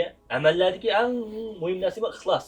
Samimiyat. Lekin o'xshab turgan mashalamizdan yig'izib tetganda, sık basqanda, bir xil rahatlanib qolganda emas. Yani demak, inson oldi bilan bir qilaychi bo'ldi. Deb qo'ldan sal keldigan narsaga nisbatan bir qilib baqsa, bara-baracha u mukammallashadi. Lekin inson mukammal bo'lolmaydi. Tam yaxshi qilay, zodi to'liq qilsam bo'ladi deydigan bu narsa yaxshi. Lekin yaxshi qilmasam, 100% qilmasam, zodi guliga gul keltirmasam, qilmayman desak, inson hech ishni qilolmaydi. Kullu bani adama xatta'un, khayru xatta'ina tawwabun. Bir musulmonmi, bir mo'minmi, mayli u har qancha taqvodor odammi, insonlar bolasi bo'ladigan u xatolikdan nima? Hargiz qolmaymiz. U 100 kishi mukammal bo'lib ketamaydi. Uning kamchiliklari bor. Lekin ularning eng yaxshilari nima? Xatosini e'tirof qilish, kamchiligini tonish. Men har qancha chiroyli bo'lganim bilan, har qancha qaddi qomatli bo'lganim bilan, g'oyat go'zal shaklga ega bo'lganim bilan, bek yomon, bek notiq, bek aloyida, bek iqtidorli, bek qobiliyat bo'lganim bilan, lekin men nima yanilam ojiz deb ojizligini tonish bilan birga inshaalloh texim yaxshi qilaman deydigan kishilar o'zib chiqadi ve ular nijat topadi, ular utuqqa cho'ng muvaffaqiyat erishadi. Cho'ng bizmi o'ylangan bo'lishimiz mumkin, necha kunlar vaqtimizni ajratgan bo'lishimiz mumkin, necha kalli birga kelib zot bunda qilsak yaxshi bo'ladi, unda qilsak yaxshi, bunda qilib qolsak bo'lsa bugun programma o'rlashtirgan bo'lishimiz mumkin. Lekin yana bugungi qilganlarimiz xatolikdan, nuqsondan, kamchilikdan xoli emas. Balkim ko'ngillarni og'ritib qo'ygan bo'lishimiz mumkin. Balkim ba'zanlar qattiq quruq gap qilib qolgan bo'lishimiz mumkin. Lekin bu hargizmi Alloh shohid ko'rib turdi. Ma qarindishimga bunda davolaychi, meningga bunda qivalaychi. Bak kichikkin boy, bichilik turib, qara qilayotgan ish deydi emas. Hargiz uningdan emas. Alaydan bir kun vaqtimizni ajratib ketdim. Mushu birodarlar ota-onasidan ayrilib, bugungi dam olish vaqtidan kechib, nurg'un ishlarni qo'yib qo'yib, uyqusidanmi voz kechib, nurg'un badal tilab ketdi. Kaganga tushliq o'rtaq bir tuyg'uga ega bo'lsak ekan. Kaganga tushliq bir darajasimi qarindoshligimiz yuqori ko'tarilgan. Azroq bo'lsa bir-birimizga bo'lgan tonosh to'nqurlaskan. Chunki inson bir-birini yaxshi ko'rgan vaqtda lekin u texmi yiqilishidi, mehr muhabbati texmi kuchaydi. Yaxshi ko'rish uchun eng avval nima qilish kerak? Tonishimiz kerak-ku. Abdullahni hech qachon ko'rib olmadim, tunj uchrashdim, beriblam, "O Abdullah, men sizni bek yaxshi ko'rmanjimi?" desam, nim deydi bu? Keyin shurkunida og'izga chiqmay qolsa-mo, tamam? Lekin biz tonosh. Ben seni Allah rızası için de bıçaksam kalbi villide erişi mümkün. Tesirleniş mümkün demiş ki çünkü tonuyumuz. İnsan şu tonmagan adamını yaxşı görmen deyişine özü bir ahmakkanılık. Bir-birimizle yaxşı görüşümüz için, bir-birimizle texmi qarindosh bo'lib, bir-birimizning mehr muhabbati, bir-birimizning munosabati, bir-birimizga bo'lgan baq, cho'nqur bo'lish uchun eng avval nima qilishimiz kerak? Tanishishimiz kerak. Tuta makamning ovoz chiqaroq chiqqan bilan bunda o'ylamaydi emasmi? Va mana bunda alayliklar bor ekan. Ma kamchiligi bo'lgan bilan lekin ma alayliklarimi, ma yaxshiliklarim bor emasmi? Tutab tura ma qarindishimni deydigan bir tuyg'u keldi. Ya'ni shayton hammamizdan billa. U hargiz ikki musulmonni bir yerga akab qo'ymaydi u. Bir yerga kelgan musulmonni ayirib yetish uchun harakat qiladi. Bugun balkim mayli mening qalbimga bo'lsin, mayli ichida o'ynayotgan qarindoshlarning qalbiga bo'lsin, ba'zi g'ayri fikrlar kelib qolishi mumkin. Vaqagan chig'ida miyat tura degan chig'ida. U ham insonning nafsi uni yoqtirmaydi. Bu bir. Ham to'xtamay pudab unda fursatni shaytonmi hargiz behuda isrof qo'ymaydi. Chunki maqsad bizni bunda bir yerga yig'ilib Allah'ın rızalıkını közlep, üstümüzdeki bir mesuliyet ve mecburiyetlerimizi ada qilishni niyet qilib, bir-birimizdan mehr muhabbatlab, qarindosh, do'st, birodar bo'ldigan buna sorunni chugib tashlabsa, buzib pachaqlabsa, vayron qilsa, titma qilsa, u kulib yayraydi u. Shuncha nurg'ulgan kamchiliklar, yaxshi narsa niyat qilib turib, yaxshi narsani o'ylab turib, va qarindoshlarimiz bir o'rtaq bir kayfiyatda hammamiz bir qilib bir-birimizga bo'lgan tushunchalarimiz texmi cho'nqurlasa, bir-birimizga bo'lgan todishimiz texmi ossa, şu tüpeyli bir-birimizga mehr muhabbatimiz, ülfetlikimiz, qarindoshligimiz texmi cho'nqurlasa, deb qilgan ishlarimizda mo kamchilik bo'lganligi tüpeyli qalbimizda ba'zi bir narsa inson bo'lish ustida bo'lib qolishi mumkin.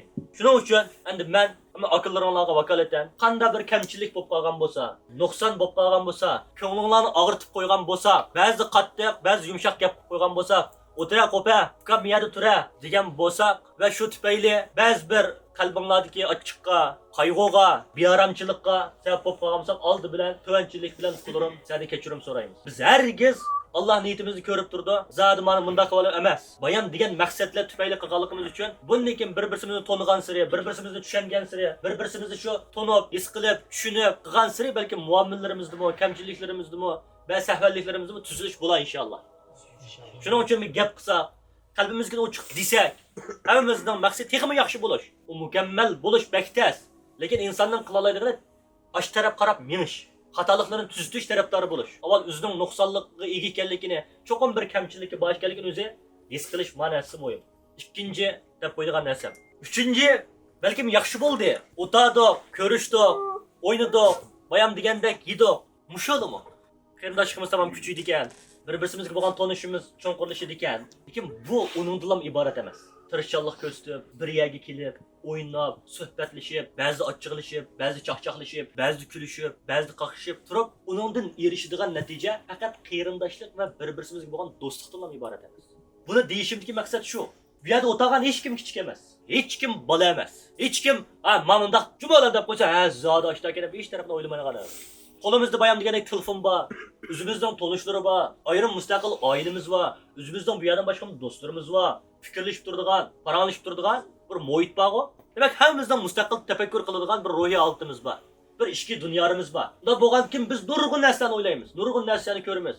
Siyosatga aloqador, tijoratga aloqador, jamiyatga aloqador har turli narsani anglaymiz. Demak, bizning qalbimizdami mushuning qarta g'oyalarimiz, nishonlarimiz, orzularimiz, yetmoqchi bo'lgan manzillarimiz bikisi bo'lug'liq. Yo'q, ba'zi gaplarni anglaymiz, ba'zi gaplar deyiladi. Suhbat qilib o'tirib, ishlar qilindik. Bu to'g'ri. Qaysiyatin to'g'ri? Dardimiz bek ig'ir, g'oyamiz bek yuksak, nishonimiz bek cho'q. Eng muhimlardan birisi nima? Biz mayli mashina so'rallarda zo'lab turishga gap qilib olaylik. Yoki 10-20 tal ash tug'ilib mishada o'sgan yerlik turk qarindoshlarimizdan zot birodar, kanka, qiyomatlik do'st og'inib ketaylik. Yana ham bizning bir kimligimiz bor nima? Sharq Turkistonlik bir Uyg'ur. Hammamizning orzusida, hammamizning qalbida, har birimizning qalbisida, har birimizning ichki dunyosida bir vatanga qaytish, vatanni qo'limizga ilish.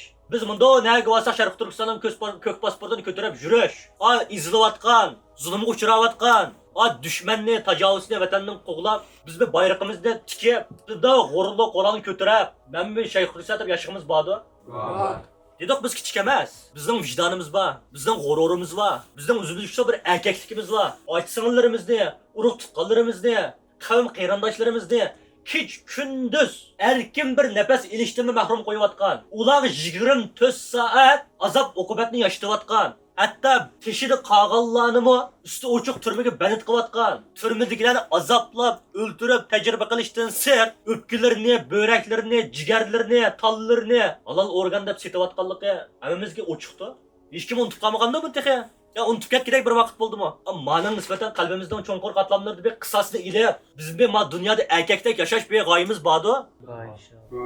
Lekin birodarlar buni mana shu shunday bir yerga kelmay turib, bir-birimizni tanimay turib, bir-birimizga mustahkam qarindoshlik beg'ini chingitmay turib qilgan olmaydi ekan. Buni Ahmadning bak yomon bo'lib ketganligi, Mehmetning bak qobiliyat ko'p ketganligi, Sabatning bak no'ch bo'lib ketganligilar qilgan bo'lg'ash emas ekan bu.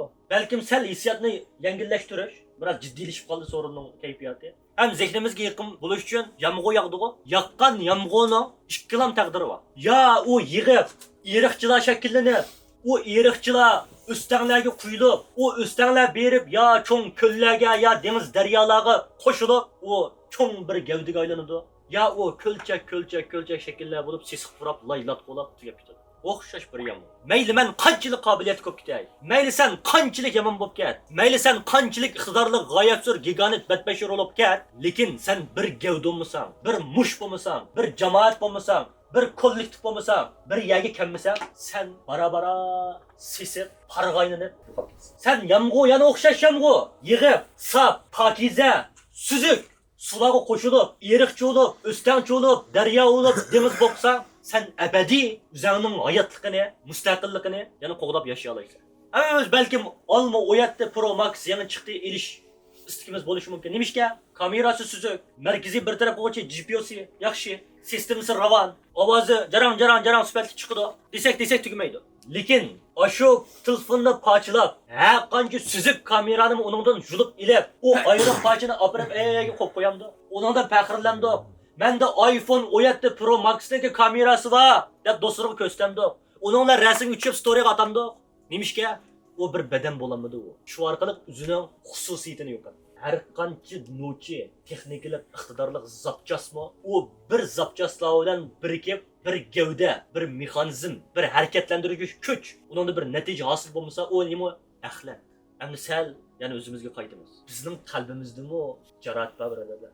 Akamni shu bunda bir so'zlab, bunda qilib dadiga o'xshaydi bularlar. Vatanni o'ylamaydigan o'xshaydi. Ya unda yuksak g'oyalarmi yo'q o'xshaydi. U bu yerda vaqirab, jig'ib, moyoq kelinglar deb, "Voy ukam moyoqqa, ya nimishga, ma bikada bunda bo'lib qolmaydi." Bizning yurakdami dard, yar, qisos o'ti, vatanni qurishdan iborat yuksak g'oya bo'lmasa, mana qilgan bo'lmaydi birodarlar. Balki ikki balnikiga bir ikki otani chidab bo'lolmaydi. Ha, chiqib o'ynar, nima qilsan qiladi, telefon ko'radi deydi. 30-40 balning dadiga tishini tishlab sabr qilish hozirgan gap bor. Oson emas. Da o'ylab yiqinglar. Nimadan keldi bu? Yurakning yorib ketganligi. Bijar musulmonlar bo'lgan ich og'riqidan. Buni zafar qilib bo'lmaydi. Salam, hammaning otanisi bor. Lekin bu yerda o'tdagan aqllarning hech kim otanisi yo'q.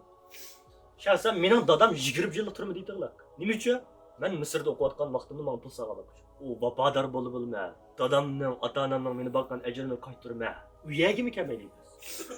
Biz uchun o'zining butun hayotini, erkinligini qurbon qilgan Alining ustidagi azob oqibatni ko'tarib bizning qalbimizdan bor birodarlar, qarindoshlar. O bizning vijdonsiz emas. O biz u vatanni o'ylamaydigan, o qisos o'tini elab qalbimiz uf deydigan kunlar bizning ko'gimiz bor. Shuning uchun achchiqimiz kelsinmi, g'ururimizga tegsimi, kibrimiz o hammada bor, tuyg'ularimiz shayton bizning vij-vij-vijimizga qismi. Chunki bir yerga kelmasak, bir-birimizni tonmasak, bir-birimizning qobiliyatini his qilmasak, yoki vatanni ilish uchun majburiy ba'zilarimizda u qobiliyatni yaratmasak, ma ishni hidoyat qilib olmaydi. Ma ishni Aysajon qilib olmaydi, Osmonjon qilib olmaydi, Absalom Ajib qilib olmaydi. Inshaalloh biz qilamiz buni. Qilamdiq qilmamdi? Yes. Biz qilamiz inshaalloh. Alloh taolo bizni jamoat bo'lishga, bir yerga kelishga, qarindosh bo'lishga va ashunda bo'la olgan chog'da ularga nusrat tushirganligini deganligi uchun biz tishimizni tishlab, kibrimizni sundirib, o'zimizdan kichik bo'lsin uni birodarimizdan quchoqlab, yaxshi ko'rib suyib, mangimiz oxirigacha, lekin yong'uz qasam bo'yida voz kechmaymiz inshaalloh. Her birimizde bu buluş gerek. Vay meni aqıllamagan desam, ma davlat meni satgan desam, ma qarindishim meni vay kardeş deb qo'yib ani qilibsa, mening dindor birodarim mani qilibsa, u qo'yanu ne? Qisib beshimizni ko'taramiz. Qilmasa, yordam bermasa, dard o'zimizning-da, vatan bizning-da, ota-onam bizning-da, da'vo bizning-da. Yolg'iz qasim qilamiz inshaalloh. Ma iroda, ma tuyg'u bilan yig'otimiz. Lekin tug'ilib endi til chiqqan bolaga, moyoq kelan bolam deb qo'sib bergan olmaydi. Texi 9, 10, 11 kirgan, endi oqqarni farq etmagan bolaga kelan deb mashinani bir deb tutquz qo'ygan olmaydi. Har narsaning bir davri bo'ladi. Voy kelinglar birodarlar, kelinglar. Tulan bor vatan varmiz deb bo'lmaydi. Biz o'ylaymiz, qalbimizda nurg'un narsa bor. Lekin sunnatullohdan iborat Allohning bu dunyoda bir qonuni bo'lganligi uchun buning har bir qadam bosqichi bor. Bu inshaalloh bizning qalbimizda nima oydin. Oxirini chiqaramay, ay bunda qilib qo'yayli. Mustaqil baribir erib chatal yo'qib ketamiz. Aslida yig'ilib tursak emas. Inshaalloh hayot bo'lsak ko'ramiz, Sharq Turkistonga cho'qim kiramiz. Kiramasa kirish yo'lida ketamiz. Bizning farzandlarimiz, bizning birodarlarimiz, mana shunday yosh ukalarimiz u bayroqni cho'qim Sharq Turkistonga tishlaydi deydigan, ma ishash bo'lmasa ham, moyoq kelanglar deb avronmaymiz. O'zimizni avor qilmaymiz, sizlarni avor qilmaymiz. Inshaalloh qilamiz buni. İnşallah. İnşallah. İkinchidan, her birimizde Allohning rizoligini ko'zlaydigan bir samimiyat bo'lsa, qalbimizda cho'qim buni dinim uchun, vatanim uchun, millatim uchun, xalqim uchun qilmaydigan bir samimiyat bo'lsa, inshaalloh qilanmay mush yo'lda kessakmi, Alloh taolo cho'qim shuni qilgandek ajr va shuning tufayliga bizning keyingi avlodlarga barakat beradigan ishonchimiz bo'lganligi uchun buni deymiz. Buning ishonchinglar bormi yo'qmi? Bor. İnşallah bo'ladi bu. Lekin degandek bir yerga kelib, yig'ilib, bir-birimizni tonib, bir-birimizni tushunib, aka bunda olsun bunda qilaylik, aka bunda olsun bunda qilaylik, qarindoshlar bunda qilaylik deb bir sistemga kirib, birga bunda minib, bunda bir jamoat bo'lib, bunda bir uyushib, bir yerga kelib, qilganchada bir ish chiqadi. Qilganchada shu taraqqiy qilamiz, men taraqqiy qilib, sizmi taraqqiy qilasiz, yana birisi taraqqiy qiladi. Bir yerga kelganchada bir dengiz, okean, daryo bitib chiqadi. Ayta texnikalar, apparatlar bitib chiqadi. Lekin paç yürüp, hemmadan qaqshab, qayib, amında olab ketdi, o'lim olimunda, mollamlamında, siyasetçilamında, dernekçilamında, musulmon dunyosida, Türk mundasi dunyo, xalqaro munda degan bilan qaqshab o'zimizni rahatlatib turishimiz mumkin. Qalbimizga qisos o'ti, vijdon sal yengillishi mumkin, lekin bir natija bo'landa. Shu inshaalloh hammamiz bir kuchab, texmi bir ixlosimizni, samimiyatimizni, badal to'lash ruhimizni, qizg'inligimizni, istikimizni, tabi itilib turadigan intilishimizni bir baldoq texim yuqori ko'tarib, bir-birimizdan qalbidagini bir tushunib, bir-birimizga yaxshi gumon qilib, inshaalloh buning Ahırdan çokum bir yaxşı natija chiqadi. Hech bo'lmasa men o'zimni bo'lsin shu jamiyatni nima qilib tura olayman, saqlab tura olayman. Ajinda bir fursat kelgan chaqda qisas o'timni, qalbimdagi muhabbatni, o yalqinjab turgan cho'g'ni saqlab tura olayman. Deydigan hech bo'lmasa kichik bir umidni kuchtab, bir qarindosh bo'lib, bir ilgab mangsak, hozirgi saviyerimiz bir yerga kelib, bir yerga yig'ilib, birga suhbatlashib, tutab turib bolaga ig'ir kelib qolmasin. Unda qilayli, anda qilayli deb mushu narsami ig'ir kelib qolmasin deydigan saviyadan tehi inshaalloh biz umid qilgan, biz kutgan narsa keldi. Lekin nima birinchi narsa biz shunga loyiq bo'lsak. O'zandan boshlab hammamizdan mushariki narsa nima? Hozir kichik bo'layotgan bo'lishi mumkin, lekin biz buningdan bir baldaq yuqori narsaga loyiq bo'lgan inshaalloh Alloh taolo bizga berdi buni qarindoshlar. Buning ishonchimiz komil. Birinchi bo'lgan maqsad nima? Buning o'zimizni loyiqlashtirish. Biz har jihatda hozir oddiy ko'ringan narsalar bo'lsa-mu, ichimizdan bir fidokorligimizni, qurbon berish, badal to'lash ruhimizni, ixlosimizni, samimiyatimizni, iymon e'tiqodimizni, vatan millatga bo'lgan xalqimizga mehr muhabbatimizni kuchlantirib, ma'nodan texmi yaxshiroq ish o'zimiz loyiq qilgan chog'da u ishlar bo'ladi inshaalloh. Lekin bu narsa bo'lmay turib hech narsa bo'lmaydi. Bu kallam vadaydi. Tanışmay turib, tushunmay turib, bilishmay turib, bir-birimiz bilan bir tan, bir jasad bo'lmay turib ma'nosi bo'lmaydi. Nimishga? Hech kimdan gumon qilmayman, balkim hayya alal jihad deb radiolarda, YouTube'larda, televizorlarda vatanga bo'lgan umumiy bir kurash boshlandi deb rasmiy jang oldi. Bu xuddi hozir Suriyaga o'xshay, mana olib ketsa, meni qilib qolgan odam yo'qdi. Lekin shu vaqt bo'lgandimi bir-birimizni tushunmasak, bir-birimiz bilishsak ma'nomaymiz. O'shaga bir kinoli qarindoshlar kinollar dedik, 3 yaqin ayaga berib oldi, 4 yaqin miyaga berib oldi, tanishgan aloqani miyada o'tirdi. Bir faaliyettim. Küçük bir faaliyet var. Lekin bu dava, bu yol, müşakkatli yol, qiyinchilik yol. O urush, texmi qiyin. Şunu onu ümit qilmaslik, ama yo'l qilib qo'yganda bel qo'yib etmas, chekinmaslik sabit turib. Xatarlik narsa, qo'rqinchli narsa u. Hozir bunda turgan bilan qarindoshlarimiz asirga tushib qolish ehtimolligi bo'lishi mumkin. Putlari, qo'llari uzilib ketishi mumkin. Darhol uni ko'tarib opamisa, miyib bo'lib qolishi, palash bo'lib qolishi mumkin. Lekin shu vaqtida yana shu hozirgidek qarindosh bo'lgan, do'st bo'lgan, bir-birini Alloh uchun yaxshi ko'rgan qarindoshlar shu bir-birini quchoqlab, bir-birini texmi kuch berib, bir-biriga ilhom bergan chog'da bo'ldigan yo'l. Shu vaqtdami biz sihi ma saviyada bo'lganligimiz uchun buningga inshaalloh hammamiz kuchayib ketib boramiz. Alloh taolo buningda bir taraqqiy qilib, buningda gullanib, buni yoshlarni bir iqimga aylantirib, har birimiz o'zimiz yaxshi ko'rgan qarindoshlarimiz o'zimizni bir isloh qilib, o'zimizdan qalbni tutab turadi deb bu ishni mo'yin bilib, uningdan sir, "Og'in odash men kelar, men ish va, mana mo'ngshayli, mana dadam kollektiv bo'laydi" buni bir iqimga aylantirib, bir kollektiv, bir tutab turadi bir yo'l, umid hammamizga. Bu chet elimda yashab o'tib ketmaylik ya. O bizdan da o'zimizga tushli, o'zimizdan g'oyasiga mos, orzuyimizga loyiq yozsak bo'lgan deydigan hammamizga uyinib bersa, bu jamiyatdagi bolalar sizdan iborat emas. Tamam, jamiyatda axloq buzilgan nurg'un bolalar bo'lishi mumkin. Ba'zi bir xato ish qilib qolgan bolalar bo'lishi mumkin. Lekin uningdan ular butun kodini chiqatdi deganlikni bildiramda, bildirmaydi-ku.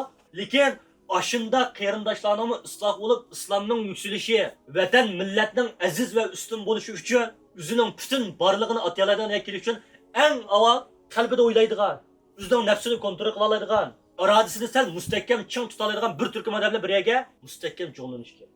Rasululloh uni shul kishidi buning uchun. Bir turkum odamni bir yerga akibdi, necha soni yo 100 yo 200. Ammo shu chekirdak kadro deb qo'yamiz-ku. Asosiy qatlam 70-80. Bir gavda bo'ldi Madinaga borgandan keyin har birisi Madinada qolgan islom davlatining bir turkiga her birisi İslam'ın dünyaya kemiş için ketken çeksizlikle içilgan bir iş kaynağı aldı. Ama bir yakki şunu bir gevdulu, bir iqim aylandırıp, üzümüz beşini, üzümüz ümitlenip, etraftakilerini ümitlendirip bir derece yetken çağda inşallah Allah Teala bizge çokum çıkış yolu bir. Lekin herkes men o'zimning ishini qilib, ehtiyojim yo'q, men o'zimning ishini qilsam bo'ladi. O'zimga tushunib nurg'un ishim bor. Yana birisi nurg'un ishi bor. Birisi o'qiyotgan bo'lishi mumkin, birisi tijorat qilayotgan mumkin, birisi o'rganayotgan bo'lishi mumkin. U o'zining sohasida kamoliga yetib ketsa, shu bir kishilik bo'ldi. Lekin o'xshamaydigan yerda xizmat qilayotgan bo'lsakmi, o'xshash g'oya uchun harakatlanadigan bir gavda shakllangan chog'da inshaalloh bizning ishlarimiz tez o'ngishib ketadi.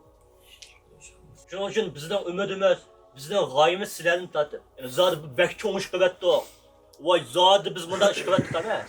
Biz tehi xuddi bir bola dadisi oyoq turib qo'yib bersa, opisi oyoq turib, bolam oyoq keladi desa, bunda tamtilib, opisi qirib ketib qolgan bir holati bor-ku.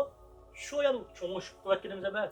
Eng dastlabki saviyada. Lekin inshaalloh ixlosimiz, hikmatga uyg'un tutib mangan yo'limiz va har birimizning o'rtaq chiqargan kuchimiz, bergan qurbonligimiz qarta inshaalloh yugurib vatan kirib ketadigan kunlarmi cho'qim keladi. Bizning g'oyamiz, nishonimiz, umidimiz, orzuyimiz shu. Bo'lmasa sizlar vaqtlarni jetib bu yerga olib tushmaysizlar. Bizni bu yerga to'lab og'zimiz tutib ketguncha baqirib, jinim qarindoshlarim unda qilmang deb yolurib qipshmaymiz. Nima uchun? Robbul alamin uchun. Nima uchun?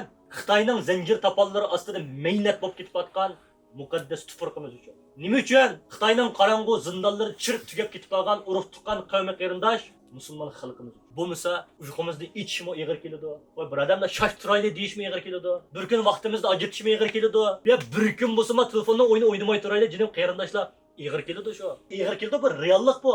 Lekin ig'ir kelsimi, jafo tatsaqmi, xushyoqmisimi? Ma 3 narsa uchun undan azroq bo'lsa voz kechishga, azroq bo'lsa ma o'zimizni isloh qilish, o'zimizning qilayotgan g'oyasiga o'zimizni loyiqlashtirish uchun voz kechishga arzimdi. Mana his qilganligimiz uchun kuchab ketib qolamiz. Herkes ani qo'y, men o'ynamama, mening buyrug'imga bo'ysun. Men bo'lgandan bunda zodi bunda bo'lib ket emas. Ani uchun hammamiz. Men o'zimning nafsidan voz kechay. Men o'zimning vaqtimdan voz kechay. Men zot no'tchi boyashada yashab, chatanning fayzini surib, hammamiz qila olamiz. Lekin bizning bir dardimiz bor. Bayam deganda qalbimizning cho'nqur qatlamda yig'irlab ketgan, jiringlab ketgan yarimiz bor. Biz abiyan mashinalarni ko'rishdik-ku. Na Lamborghini haydab ketayli, na GTR haydab ketayli, na Bugatti'ni haydab ketayli, qalbimiz qo'shal bo'lolmaydi. Nimishga? Suning beshilar. Suning beshilar yo'q oxir vaqtda. Qalbimizning cho'nqur qatlamlari yara, azob, uqubat hargiz uning to'piga dakuga qo'yib, uning to'piga beniz mashinani, necha qavatlik dachini, million dollarlab pulni qo'ysaqmi biz qo'shal bo'lolmaymiz birodar. Nimishga? Qalbimizning tegi yara. Halal dairada qurbimiz yetgancha o'zimizdan rizqini tepib, o'zimizdan mas'uliyati doirasining rizqini halaldan yig'izib kuchayli. Lekin butun diqqatimiz, butun zehnimiz, umid orzuyimiz ma qalbdagi yarib ketgan majroatni saqaytish ko'zidan. Ani mashuning uchun bizamdan boshlab ba'zi gap qattiq surib ketsa, ba'zi g'ayri muomalalar bo'lib qolsa, ba'zi yuzimizga qarab qattiq gaplarni qilsa, ig'izni buzib salsa, to'xtab tura, sabr qilishga. Kam mana bunda qilmay tura. Men tura, ani qila, nimish, balduroq kela deyishga arzimdi. Arzimamdi ya, arzganligi uchun qaytib o'ylashib, to'xtabdi, men nerdan keldim men? Ben kimning farzandi? Mening vatanim nerda? Men nima uchun yashayman? Allohni qo'yib turayman ya nazbillah. Dinni qo'yib turayman ya. Bu oq xalqim bilan bir yuzlashib qolsam, oq xalqim bilan bir uchrashib qolsam, qiyomat kuni oldiga bir chiqsa, u nima deb qarama deydigan ma tuyg'u teqi yip yango bizda teqi. Juqomida balkim chiqqan bo'lsak, 7-8 yil bo'lganda, 10 yil bo'lganda, 15 yil bo'lganda, keyin yaramas teqi unda. Voy, bo'ldi deb hamma narsani umidni uzib, bütün zat hayat müştəqdə ibarət deb telefon və zat ünə o kırıb lam getdiğini hamma narsani bir g'oya uchun. Azroq bo'lsa-mı o'zimizning nafsdan bir ay deyiladigan yerda deb o'ylayman. Hammamizda. Shuning uchun men gapni qilyapman. Bu gapni yana baqirib, so'zlab deyishimmi yana hojat yo'q. Shu gap yana uzrab ketdi qarindoshlar. Mishada akalaringlar bo'lsin, japat deb o'tirib, sizlarning xizmatinglarni qilib, qovab pishirib, isprab, o jannatning turqi va farzandlarini uyga qo'yib, bugungidek dam olish, ba'zilar 7 kun, 6 kun ishlab, bugun bir kun dam oldi. Ayol bolalarga ishiltish kerak o vaqtini, bolalarga ishiltish kerak, so'g'ib kelib qoldi, bozorga chiqib kiyim berish kerak, uni qilish kerak, buni qilish kerak. Nimishga keladi? Bu narsani bir qaytadan bir o'ylab tutib turadi. Tamam, yaxshi bo'lmagan bo'lsa, biz o'ylagandek bo'lmagan bo'lsa, bular hammamiz o'rtaq kuch chiqarib, o'rtaq tirishchilik ko'rsatib, texmi yaxshi qilib, qilmasam, o yo'q yerdan birisi kelib bizga zodi deb yaxshini hech kim bermaydi. Hech kim sunmaydi. O'zimizning dardini o'ylash bo'lsak, o'zimizning g'imini yemasak, ko'ryapmizmi? Shunda Alloh taolo qarindoshligimizga bundan keyin texmi barakat bersin. Har birimizning qalbimizga dardimiz, orzu armonlarimiz uchun kashgan vaqtlarimiz, uyqularimiz, ochiqlarimiz, nafsimiz, ko'ngil xohishlarimiz hammasiga yilimmoya mushuni bir qilib qo'yibdiman ekan. Yilim mashinalardan voz kechibdiman ekan deb ketgidek texmi go'zal, texmi nochi, go'zal narsalarning o'rnini to'liqlab bersin. Amin. Pat fursatda hammamizdan qalbi xursand bo'ldigan, yorlarimiz saqaydigan, to'voya men tamam, shu narsaga ma'notim, lekin men umrimni bir ko'ray deb o'ylamagandim. Digidek kunlarni ko'rib bir qalbimizda xursand bo'ldigan kunlarni shu hayot vaqtimizda ko'rishdi. Amin. O'zimdan boshlab hammamizni Muşunga layık bo'lishga, muşunun uchun tirishchilik ko'rsatishga. Ba'zida bo'shab qolsaqmi, ba'zida ajab deb ochiqimiz kelsinmi, ba'zida xo'shyoqmay qolsinmi, ya'ni bir-birimizga ilhom berib, bir-birimizni umidlantirib, voy to'xtab tur, ya'ni qayta bir tirishchilik ko'rsatib, qayta bir g'ayrat qiladigan kishilardan qilib bersin Alloh subhanahu va taolo. Mushu ishdan chiqimizkan, Safako'ga qaytimizkan, bundan burunqidan boshqacharak bir ruhiy holatda, sal ishonchliroq, ham g'oyalarimiz, ham nishonlarimiz yangilanadigan, ham qalbimizga bir azoblarimiz, dardlarimiz, yaralarimiz, jarohatlarimiz bu texmi iç turib, bu dardlarimiz bir yangilanadigan şekilde qaytadan bir hayotga umid bilan qarab, qaytadan bir energiya bilan, ishonch bilan, texmi jonliq bir şekilde mushu so'rinlarimizni, qarindoshligimizni, suhbatlarimizni, faoliyatlarimizni jonlantirib, texmi qiyinlik chekinadigan emas, olga qarab ilgirlaydigan musulmonlardan, mu'minlardan, birodar qarindoshlardan qilib bersin. Amin. Jiq vaqtinglarni ivetdim, Alloh sizlardan rozi bo'lsin. Avval o'zimni shu deganlarimga amal qildigan hayotimning oxirigacha sodiq bo'ladigan va mishadagi barcha qarindoshlarimizni shu g'oya, shu nishon uchun tang ilgirlab, hayotimizning oxirigacha o'zimizning deganlariga sodiq bo'ladigan, bir-birimizni qo'llab-quvvatlaydigan qarindosh birodarlardan Alloh subhanahu va taolo qilsin inshaalloh. Amin. Mehriban Allah bizlerge rahim kılsın ya Allah. Ya Allah bu şu birlikimizni senin razılıkları için birleşken kıpbesli ya Allah.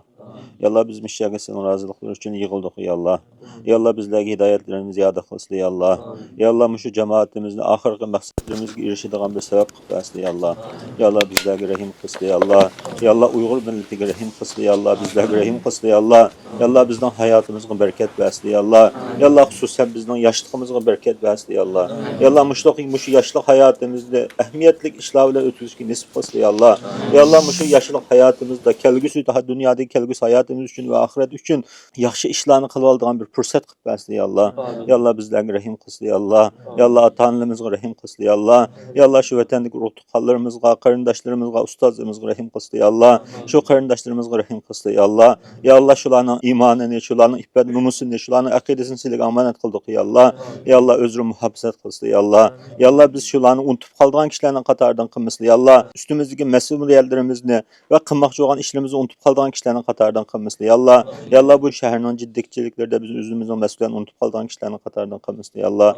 Ya Allah bizlerge her vakit mesuliyetlerimizni, mecburiyetlerimizni esletip durduğun yaşlardan katardan kılsın ya Allah. Ya Allah şunu eslep durup şunun için hareket kıldığın kişilerden katardan kılsın ya Allah. Şu hareket kılışka bizlerge güç kuvvet ata kılsın ya Allah. Çünkü bizlerin bir iş kılışka güç kuvvetimiz fakat senin yardımları bilen bayi ya Allah. Eğer bizge yardım kılmışlar, bizi yaxşılık kılışka ve yaxşı işlerini niyet kılga yaxşı işlerini kılışka güç kuvvet tapamayımız ya Allah. Ya Allah biz silgi sığınıp acizlikten, sörelmelikten, kokunacaklıktan panah dilayımız ya Allah. Ya Allah bizge cesaret ata kılsın ya Allah. Kalbimizge ümit nuru ata kılsın ya Allah. Ya Allah şu vatanını azat kılışka, şu vatanga qaytışqa bolgan ümit nurunu bizden kalbimizi güçlendirip versin ya Allah. Ya Allah bizlerge rahim kılsın ya Allah. Ya Allah bizlerge rahim kılsın ya Allah. Ya Allah bizlerge rahim kılsın ya Allah. Ya Allah Uygur milletiga rahim kılsın ya Allah. Ya Allah ahir yana so'raydiganimiz şu yaşlıq hayatımızga bereket versin ya Allah.